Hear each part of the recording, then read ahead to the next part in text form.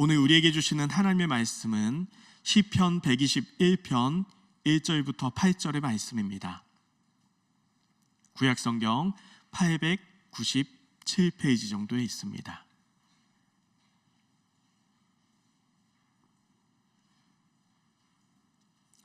시편 121편 1절부터 8절의 말씀을 우리 교독으로 읽도록 하겠습니다. 내가 산을 향하여 눈을 들리라. 나의 도움이 어디서 오일까? 여호와께서 너를 실족하지 아니하게 하시며 너를 지키시는 이가 조이지 아니하시리로다.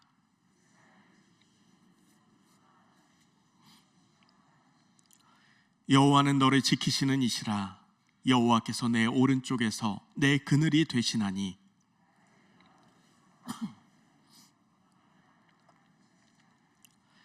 여호와께서 너를 지켜 모든 환난을 면하게 하시며 또 내 영혼을 지키시리로다. 여호와께서 너의 출입을 지금부터 영원까지 지키시리로다. 아멘.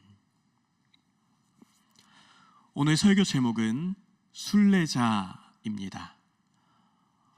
산티아고 순례길 들어보셨나요?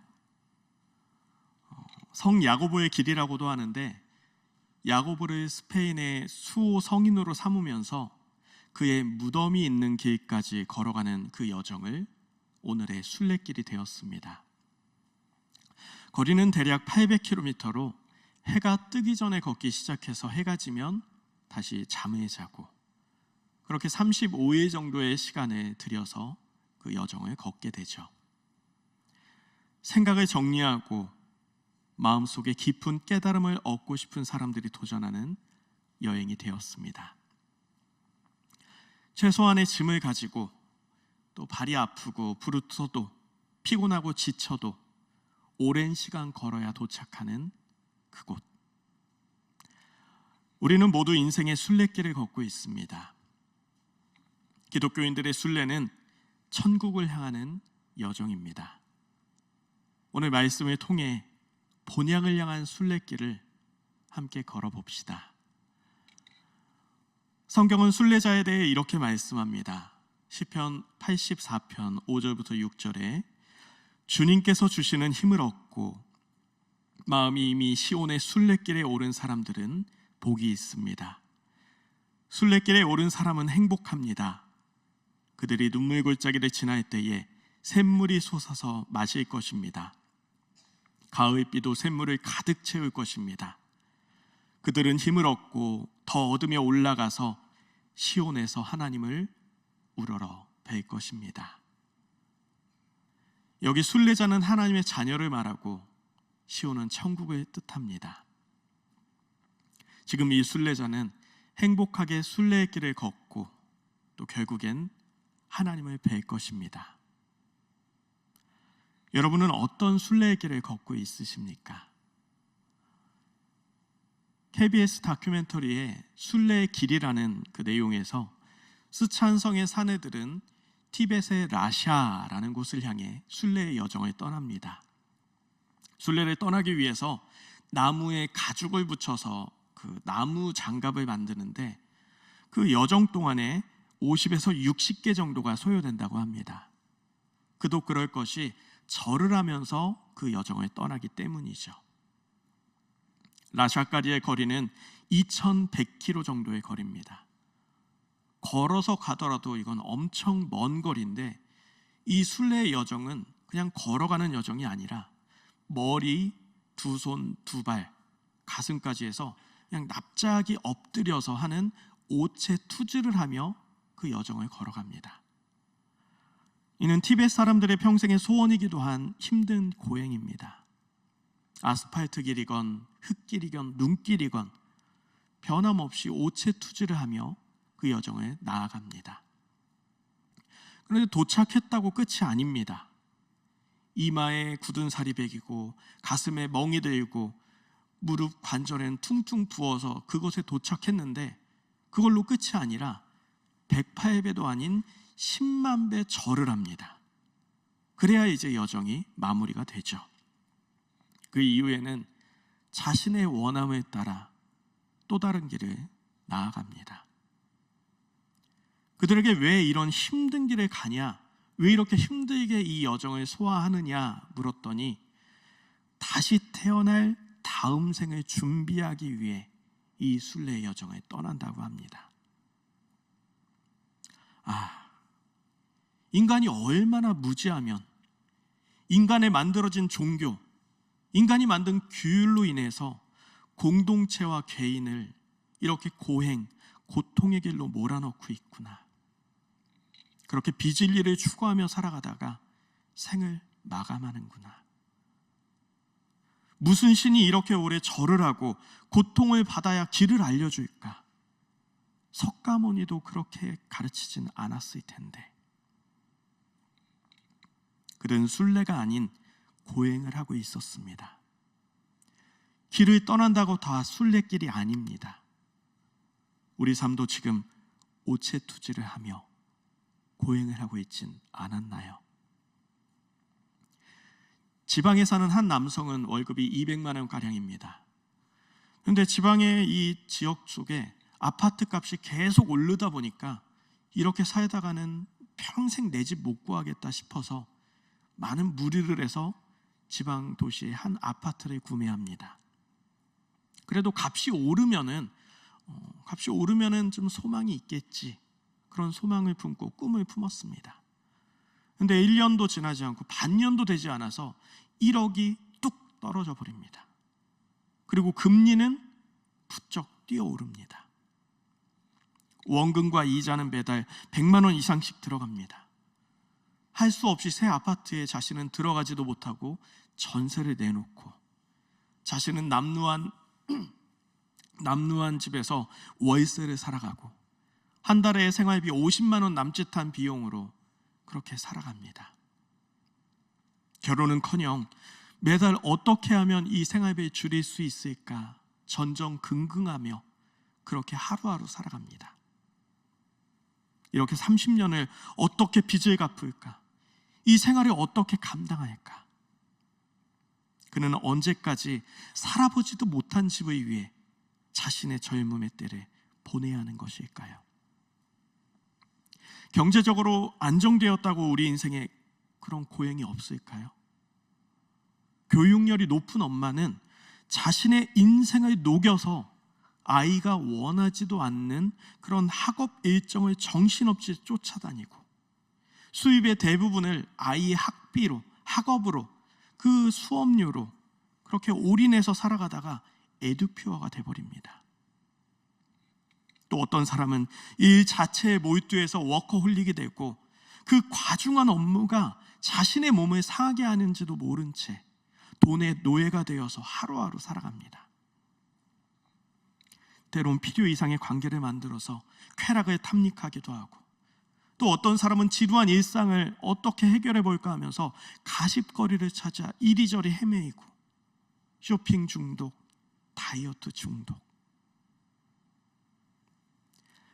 지금 내가 하고 있는 나의 오체투지는 무엇인가요?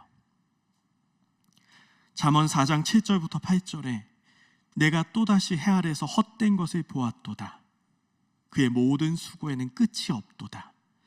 내가 누구를 위하여는 이같이 수고하고 나를 위하여는 행복을 누리지 못하게 하는가 하여도 그것이 헛되어 불행한 노고로다. 불행한 노고, 고행. 무엇을 위해 그렇게 끝도 없이 애쓰고 수고하시는가? 내 중심에는 무엇이 있나요? 예수님께서 물으실 겁니다. 너 지금 뭐 하고 있어? 너 지금 뭐 하고 있는 거야? 본향을 믿는 순례자는 이 땅에 살아가는 사람과 다른 삶을 살아갑니다. 이 땅에 집착하고 이 땅의 것에 주저앉아 버리거나 사탄에 잡아먹혀 버리면 순례의 길을 걸을 수 없습니다. 그래서 성경은 이 세상을 사랑하지 말라고 합니다. 요한일서 2장 16절에 순례자의 발목을 잡는 세 가지의 것이 언급되어 있습니다. 육신의 정욕, 안목의 정욕, 이생의 자랑. 순례자는 여기에 걸려버리면 고인물이 되어서 더 이상 순례를 하지 못합니다. 먼저 육신의 정욕은 하나님으로부터 등을 돌린 인간의 본성을 뜻합니다. 사실 우리에게 원함은 자연스러운 것입니다. 근데 그 원함이 하나님에게서 멀어지게 하는 욕망이 바로 육신의 정욕입니다. 하나님의 기대를 저버리고 정욕을 선택하는 죄악된 경향성을 가리킵니다. 아무리 인격이 좋고 명설교를 하는 설교자여도 육신의 정욕에 걸리고 그곳에 무너져 버린다면 하나님으로부터 등을 돌린 것이고, 육신의 정욕으로 죄를 짓는다면 하나님을 무시하는 것입니다. 깨어 있으시기 바랍니다. 다음으로 안목의 정욕입니다. 이 안목은 오프달모스라는 헬라어로 눈, 정신적, 영적 이해를 뜻합니다. 여러분, 의문이 생기죠. 앞을 못 보는 사람은 안목의 정욕을 짓지 않는 것인가? 시력은 시신경을 통해 뇌와 연결되어 있습니다. 이 시신경이 손상되면은 앞을 보지 못합니다. 보는 것이 시신경을 통해 뇌를 거치면서 다르게 느끼고 다르게 판단하는 것이지요. 안목이 잘못된 것이 아닙니다. 그러나 우리 속에 있는 악한 욕망들이 현상과 합을 이루어서 안목의 정욕이 되는 겁니다. 이를테면 한 아이가 있습니다. 천진난만하고 사랑스러운 아이를 귀엽다, 사랑스럽다 하는 사람이 있는 반면에 그 사랑스러운 아이를, 저 아이를 유괴해서 어떻게 하면 돈을 벌까 하는 악한 마음, 안목의 정욕을 가진 사람도 있죠. 거의 대부분의 죄들이 안목의 정욕에서 시작합니다. 그래서 예수님은 사람의 마음에 나오는 더러운 것들을 열거하실 때에 악한 눈을 언급하셨습니다. 바리새인과 서기관들이 손을 닦지 않고 식사하는 제자들을 비난할 때 예수님은 그들을 책망하시면서 이 모든 악한 것이 다 속에서 나와 사람을 더럽게 한다 말씀하셨습니다. 악한 눈을 가지고 형제 자매를 악한 안목, 악한 정욕, 안목의 정욕으로 안목의 정욕으로 보는 것에 대해 비판하신 것입니다. 순례자는 영적 이해, 안목을 높여야 합니다. 셋째로, 이생의 자랑입니다. 자랑이라고 번역된 헬라어는 알라조네이아라는 단어로 정당한 이유와 근거 없이 헛된 자랑, 교만, 위선하는 그 부정적인 의미를 갖고 있습니다. 그것은 자신을 높이거나 자신의 소유를 자랑하는 가식적인 위선자를 가리킵니다. 그는 근거도 없이 자신의 중요성을 과대평가하고 또한 헛된 교만을 갖는 사람입니다. 그리고 이생이라 번역된 헬라어 비유는 그 원형이 비오스라는 단어인데, 조회라는 그 단어와 대치되는 단어입니다. 조회는 하나님으로부터 부여되어서 하나님과 교제하는 삶을 의미하는 반면에, 비오스는 하나님과 관계없는 그냥 살아가는 삶을 뜻합니다. 따라서 이생의 자랑은 하나님과 관계없는 자기 자랑으로 살아가는 뜻, 그 자기 자랑으로 살아가는 그 삶을 의미하는 겁니다. 모파상의 목걸이라는 소설에서 마틸드는 그 여성은 아름다운 외모를 가졌지만 사치스러운 것을 동경합니다. 그런데 정작 자신은 그런 부가 없었기 때문에 파티장에 초대받았을 때 친구에게 값비싼 다이아몬드 목걸이를 빌립니다. 그런데 그만 그 파티장에서 그 목걸이를 잃어버린 겁니다. 이 여인은 어떻게든 그걸 해결하기 위해서 빚을 내어 그 목걸이를 사서 친구에게 주고, 자신은 10여년간 수없이 노력하고 애쓰면서 그 빚을 갚아갑니다. 그러면서 얼굴은 상하고 많이 늙게 되죠. 어느 날 길을 걷다가 그 친구를 만났는데 엄청 얼굴이 상해 있으니까 너 무슨 일이냐 물어봤더니 여차여차 설명을 합니다. 그랬더니 친구가 이렇게 말하는 겁니다. 가엾은 마틸드, 그 다이아몬드 목걸이는 가짜였어. 육신의 정욕, 안목의 정욕, 이생의 자랑은 하나님께 속하지 않은 것을 추구하며 자신을 고행의 길로 이끌어가는 어리석음입니다. 우리가 본향을 향한 순례자가 되려면 이 땅에서의 탐욕으로부터 해방될 수 있어야 합니다. 이 세상도 사라지고 이 세상의 욕망도 사라지지만 하나님의 뜻을 행하는 사람은 영원히 남습니다. 그렇다면 시온을 향하는 순례자는 어떤 모습이어야 할까요? 순례자의 모습에 대해 히브리서 11장 13절부터 16절에 나타납니다. 우리가 예수님을 영접하는 순간 우리는 하늘에 속한 사람이 됩니다. 그러면서 동시에 우리는 이 땅에서는 외국인과 나그네로 살아가는 겁니다. 왜냐하면 우리가 하늘의 시민권, 하늘에 속한 사람이 되기 때문이죠. 다만 우리는 이 땅에서 아름다운 순례의 길을 지나가야 합니다. 참 순례자 예수님은 죽기 위해 이 땅에 오셨습니다. 교회 안에 직분자여도 성직자여도 예수님의 순례의 길을 따르지 않는다면 그는 순례자가 아닙니다. 많은 명성을 얻었어도 하나님의 일을 한다고 해도 예수님을 닮지 않은 인생은 순례의 길이 아니라는 것입니다. 십자가 죽음의 인간인 신의 마지막 종착역이었습니다.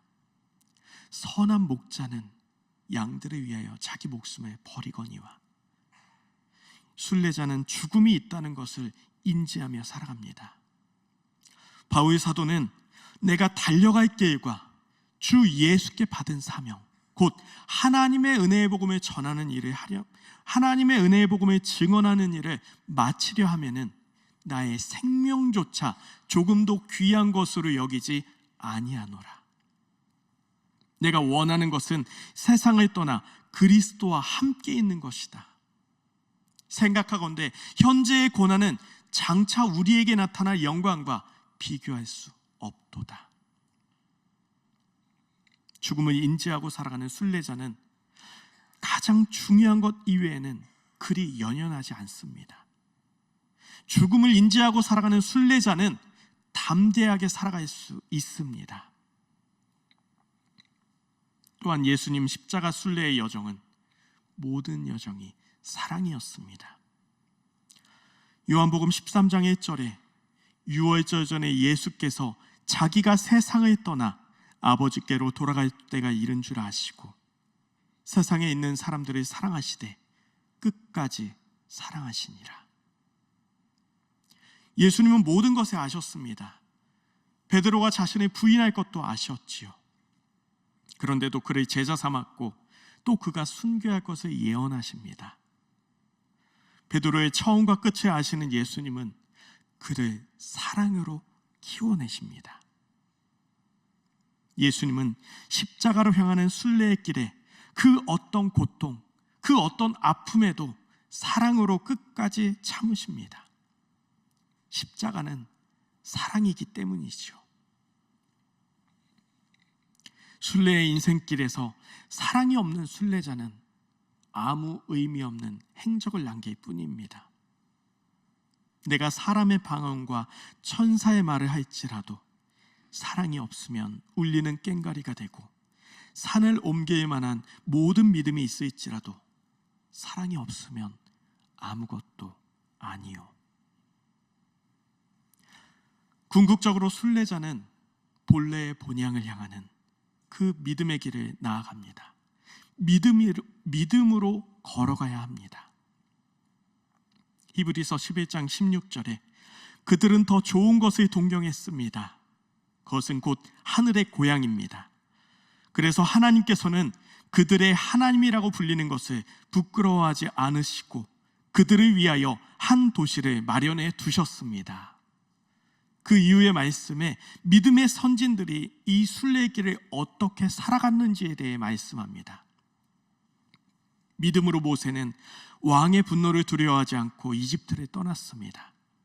모세는 보이지 않는 분을 마치 보이는 분처럼 대하며 그것을 견디어냈습니다. 믿음을 지키는 순례의 길은 평안하지만은 않습니다. 히브리서 11장 35절부터 37절에 어떤 이들은 고문을 당하면서도 더 좋은 부활의 삶을 얻고자 하여 구태여 노연하기를 바라지 않았습니다. 또 어떤 이들은 조롱을 받기도 하고 채찍으로 맞기도 하고 심지어는 결박을 당하여 감옥에 갇히기까지 하면서 시련을 겪었습니다. 또 그들은 돌로 맞기도 하고 톱질을 당하기도 하고 칼에 맞아 죽기도 하였습니다. 그들은 본향을 향하는 믿음을 가지고 그 고난길을 걸었습니다. 그것이 순례자의 길입니다. 중고등학교 시절에 수련회를 가곤 했죠. 집과 멀리 떨어진 곳에 3박 4일의 일정, 또 짧게는 2박 3일의 일정, 이렇게 수련회를 갔는데, 연합 수련회를 갈 때면은 처음 만난 그런 형제 자매와 함께 또 사랑의 교제도 나누고 또 우정도 싹 튀어갔습니다. 그리고 아주 뜨겁게 기도하고 말씀 듣고 찬양하고, 그런 시간이 지나고 나면 다시금 집으로 돌아왔습니다. 한 번은 아내와 이런 이야기를 했어요. 나의 인생이 평생 수련에 와 있는 것 같다. 정해진 미래도 없고 내 것은 하나도 없는 이곳에서 잠시 머물다 지나가는 이생의 순례길. 이 수련회가 끝나면 본향 천국으로 가는 것이지요. 이 불확실성 가운데 순례자가 순례의 길을 걸을 수 있는 이유는 확실한 하나님을 믿기 때문입니다. 시편 121편은 순례자의 노래입니다. 그 노래 가운데 이렇게 고백합니다. 여호와께서는 내가 헛발을 디디지 않게 하시며 너를 지키시는 이가 조이지 아니하시리로다. 낮에 해가 너를 상하게 하지 아니하며 밤의 달도 너를 해치지 아니하리로다. 여호와께서 너의 출입을 지금부터 영원까지 지키시리로다. 인생의 순례를 마친 성도님들의 장례 예배를 인도할 때 인용하는 말씀입니다. 우리 그리스도인들의 순례의 모습은 속이는 사람 같으나 진실하고, 이름 없는 사람 같으나 유명하고, 죽은 사람 같으나 살아 있습니다. 징벌을 받는 사람 같으나 죽임을 당하는 데까지 이르지 않고, 근심하는 사람 같으나 항상 기뻐하고, 가난한 사람 같으나 많은 사람을 부유하게 하고, 아무것도 가지지 않은 사람 같으나 모든 것을 가진 사람입니다. 지금 이곳에 모여 함께 순례의 길을 걷는 순례자들에게 하나님의 보호하심과 사랑이 세상 끝날까지 영원토록 함께 하시길 간절히 축원합니다. 이 시간 말씀을 기억하며 함께 기도하겠습니다. 이 시간 시온을 향하여 순례의 길을 걷는 하나님의 자녀들, 주님 지켜 주시옵소서. 세상의 정욕에 넘어지지 않게 하시고 오직 본향을 향해 믿음으로 걷는 아름다운 순례자 되게 하여 주시옵소서. 주님의 이름 한번 부르고 통성으로 기도합니다.